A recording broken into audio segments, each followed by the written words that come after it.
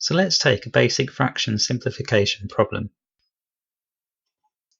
First, let's label the components of the sum. The numbers above the line are the numerators, and the numbers below the line are the denominators. We need to find the lowest common denominator combination. So in this instance, the lowest combination is 20. We need to apply this to both fractions. In order to simplify the sum, we need to multiply both numerators and denominators by the opposing denominator. So the left fraction is multiplied by 5, and the right by 4. As the denominators are now identical, we can add the numerators. The simplified fraction, therefore, looks as follows.